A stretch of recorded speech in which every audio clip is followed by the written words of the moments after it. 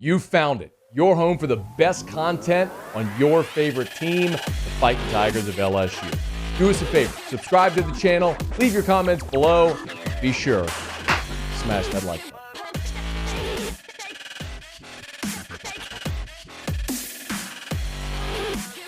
Scott Woodward really so seldom does media. So how long did you have to annoy him to get him to agree to this? That's a good question. A few weeks. We had not really heard from him since the introductory press conference with Brian Kelly. That was back on December 1st. So I was hoping to get him at the bowl game, and I don't think he'd mind me saying this. He got COVID, like most people did. I don't think he might not have gone to the bowl, so that was out. But we got together last week and had a good conversation. You're not going to get Scott to say anything he doesn't want to say, right? And you're not going to get him to fall into any traps or anything. Not that I was trying to do that, but it was good just to get his take on a variety of topics. Very related to LSU and to college sports in general. Well, your point is a very good one, where you say you're not going to get him to say anything he doesn't want to say, but if you actually know how to read Scott, you know what he's saying. For example, you asked him with Texas and OU coming into the league about scheduling format, and he said the more places our student athletes can go see and the more schools that can come here experience Death Valley, the better off we are. He's essentially saying our format right now stinks, and we need to spread this out a little bit. What was maybe your biggest takeaway reading between the lines of what Scott said during your interview? Well, he's been a proponent of trying to change the schedule. Long before it was announced that Texas and OU were coming. So I think he sees this as a great opportunity to advance something that he has wanted to do or wanted to see done for a long time. I think Scott, everybody knows, is from here. Went to LSU, obviously LSU fan long before he became athletic director.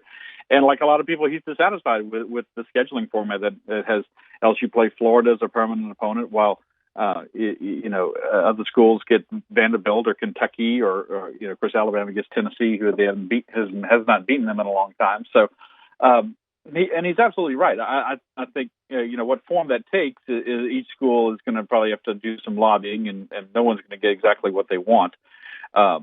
If I was a betting man, I think he'd be okay with going to 9 conference games. He kind of said that too. I like a lot of conference games, or maybe you play 3 permanent opponents and you rotate 6 home and home, and you rotate the other 6 home and home, and you've played everyone within a 4 or 5 year period. And so I think I think he's something for, as you said, something more equitable. And equitable means everyone plays everyone else within a reasonable amount of time. Not a situation like you had to LSU going to Kentucky last year for the first time in 14 years. It is utterly ridiculous. You also talked about Brian Kelly, and he downplayed Brian Kelly being an outlier, or being not from here, which I tend to agree. But the most interesting thing in your conversation, and I didn't realize this, but Scott Woodward actually interviewed Brian Kelly when he was the athletic director at Washington. Something I didn't know. Can you elaborate a little more on what that was like?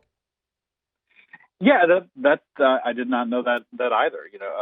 Of course, Scott Woodward was here under Mark Emmert working as a liaison, working on the academic side of the university. When Mark went to Washington as the school president, Scott went there and became the athletic director. And while he was there, he talked to Brian Kelly about coming. Of course, he ended up hiring Chris Peterson from Boise State, which was his first big splash hire. This kind of started that rumor, because everybody said you can't get Chris Peterson out of Boise State. But he didn't say how much he liked Brian Kelly compared to Peterson or anything like that. But he did say that Brian Kelly made an impression. And you hear this. I've heard this from athletic directors sometimes over the years, like the comparison or not. I remember Joe Dean saying this about meeting Jerry DiNardo at the SEC spring meeting and hearing him in some of their meetings and being impressed by him. And like, Jerry, you can say what you want about Jerry's tenure, but, he is an impressive guy in some respects, certainly to talk to him. And so, and he filed that away. So I think Scott Woodward filed Brian Kelly away. And do I still believe he was his very first choice? No, I don't. But you rarely do you hire your first choice. But he filed him away as someone who he could see, who watched his success and obviously can see him being successful in the situation here. And I do agree. I think fit is sometimes a little overrated. You have the best fit possible with Ed Orgeron you could possibly ever have, right? At LSU, and we see how that ultimately turned out. So it was an interesting thing to say, and how sometimes these things long term come back at a totally different place to be something that works out for both sides. You all also talked a good bit about things like NIL and transfer portal, and I was a little. My interest was piqued by how he pushed back, but basically said it's not going to change, so get used to it. Did you get the same read talking to him about those two things in particular? NIL, I think on that subject, I think they're obviously he tried to downplay the concerns that people have that LSU is behind, and he thinks that they're in a good place with that. And, again, didn't go into a lot of specifics. The transfer portal, I don't think he's thrilled about it. I don't think anybody in college athletics, if you really ask them, you really pin them down, is really thrilled about it. I've heard from some other coaches, it's like, again, it's just something you got to deal with. It's the modern way of doing things, and but that there needs to be some work, some reform on it. And again, Scott's just not going to show all his cards, and very rarely will come out and state, I have this very definite position on this, and I'm going to tell you about it right now. It's more long term. Let me work within the framework of it. But I think he sees that there needs to be some work in it because it's as he said, he thinks it's dysfunctional right now. That was about as strong a comment as he made about anything. Yeah. Scott Rabalais is on Twitter at RabalaiADV. I'll give him a follow. Had a one-on-one with Scott Woodward. We're dissecting some of that. We get a new basketball arena? That's one that was an interesting thing. They hired this firm, Populous, who people may or may not have heard of, but they're an international sports architecture firm to study the facilities and stuff like that. And he's waiting on their report. We heard about this late last year. I think there's been this master plan we've seen at LSU, and some of them has involved like moving the track closer to the track stadium, closer to the river, kind of like, maybe beyond where Alex Mack Stadium and the softball stadium are in that general vicinity and stuff like that. And this is land that the university, the academic side of the university has had its eye on for a long time. But and the PMAC's 50 years old, so something's got to be done. Something's got to be done. In terms of renovating it, changing it, maybe putting in some more club seating or something like that. Yeah, something has to be done. And I think you now have two basketball coaches. I think Will Wade, now has an ally, a very strong ally in Kim Mulkey, and wanted to have some improvements made. And the place, it needs a little TLC. I mean, there's some peeling paint and peeling on the ceiling, and the roof needs cleaning, which it always does every once in a while. I mean, that just happens. But it needs some work, and it's frankly not a very attractive. I don't think it's a very attractive building. But a new basketball arena. I think that I bet Populous could make a recommendation. Say, if you wanted to do it, this is what it would cost. If you wanted to, build a new, say 10, 11,000 seat arena, it'd probably be something slightly smaller than the PMAC. But I don't know. I think they're probably going to, given the financial, situation, the last couple of tough years has been for everyone in college athletics. I think they're probably going to try to work with what they got, but they've got to do something. And I think Scott realizes that. If they need roof help, they can always call HUDCO Roofing. We're happy to. We'll be there. We'll be there at the drop of a button, a drop of a hat. Hey, wait, real quick. Do you think? You've covered this program and this athletic department as long as anybody on the beat? I'm sure. Do you think they'll build a new arena ever?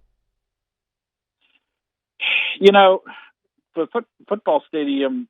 Yeah, I think they will. I think, especially when you see other schools make it work, right?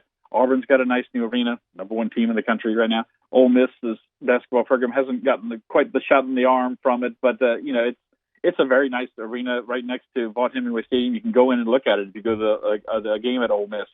I'm trying to think who else. Texas A&M, South Carolina, fairly near. Yeah, South Carolina. It's off campus because this campus is very hemmed in by the city of Columbia, geographically. But they have a new arena. So Yeah, I think eventually Tiger Stadium. No, I don't think. I think they'll just keep renovating and replacing things at Tiger Stadium, and it's just too massive to contemplate something like that. You know, I don't know if you remember this, Matt. You know, I know you're a lot younger than me, and you're trying to say in a nice way that I'm one of the older people who covers LSU now. That's not what I was saying at all. I've been Scott. I've been doing it for 19 years now. I know, and I'm not an old guy, but I guess I started. Yeah, well, I understand. But Bob Broadhead, when he was athletic director back in the 80s, he really took a serious look at building a new domed stadium. So you would have something kind of like the Carrier Dome at Syracuse, where, you know, the football could play in it, and you can cordon off part of it, and you could play basketball. And obviously, it was just the cost was just too much and everything. But it, a slightly smaller, seating capacity, but something that you use for other sports. I don't think you ever get to see that at LSU. In fact, I think I don't think Tiger Stadium will ever go away. But the PMAC, yeah, I could see them replacing it someday, and I think it would be a big shot in the arm to the basketball program if they did it. Scott, we appreciate it, man. He's on Twitter at Rabalais ADV. Y'all give Scott a follow. Thanks for jumping aboard, man. We'll do it soon, okay? Anytime, Matt. Thanks for having me. Hey, thanks so much for watching. Please leave your comments. I love to interact. And be sure to hit the red subscribe button below.